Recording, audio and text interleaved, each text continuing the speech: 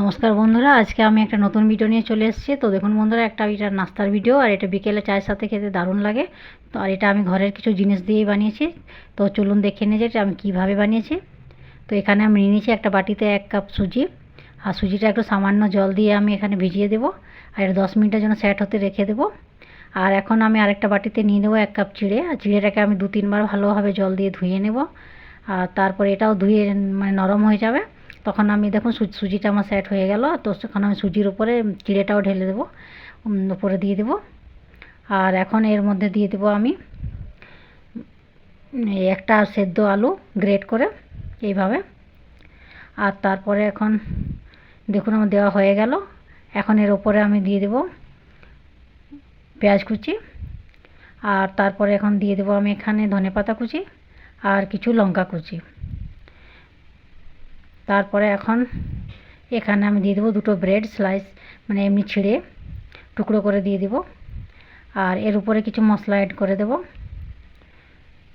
তো এখন এর মধ্যে দিয়ে দেবো আমি লঙ্কা গুঁড়ো, গরম মশলার গুঁড়ো, আর দিয়ে দেবো আমি স্বাদ মতো নুন আর চিলি ফ্লেক্স আর গোটা জিরে। তো সব কিছু দিয়ে এখন ভালোভাবে আমি মেখে নেব, আর একটা ডোয়ের মতো রেডি করে নেব। তো বন্ধুরা, এরকম ভিডিও যদি আপনাদের আমার একটুও ভালো লেগে থাকে তো প্লিজ লাইক করবেন, কমেন্ট করবেন, আর আমার পাশে থাকবেন, আর আমার চ্যানেলটাকে সাবস্ক্রাইব করবেন।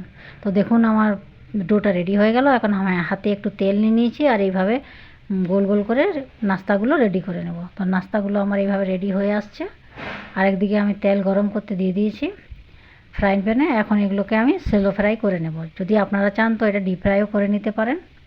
তো এটা আমি শ্যালো ফ্রাই করে নিচ্ছি, আর একটু উলটপালট করে হালকা আঁচে ধীরে ধীরে এটা ভেজে নেব। তো এইভাবে একবার আপনারা ট্রাই করে দেখবেন, এটা দারুণ লাগে। আর গেস্ট আসার আগেও এটা বানিয়ে রাখতে পারেন, গেস্টকেও খাওয়াতে পারেন।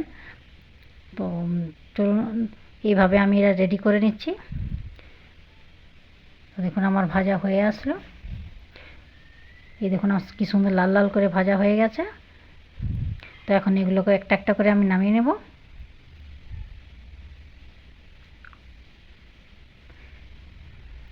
দেখুন একটা একটা করে আমি নামিয়ে নিচ্ছি। এগুলো একদম মুচমুচে হয় আর দারুণ লাগে খেতে। এটা সসের সাথেও খেতে পারেন। তো চলুন, দেখুন কি সুন্দর হয়েছে আমার নাস্তাগুলো। তো এখন এটা আমি সার্ভ করে দিচ্ছি। এইভাবে আপনারা একবার ট্রাই করে দেখবেন। আর আজকের ভিডিও আমার এই পর্যন্তই ছিল। ভালো থাকবেন, সুস্থ থাকবেন, বাই।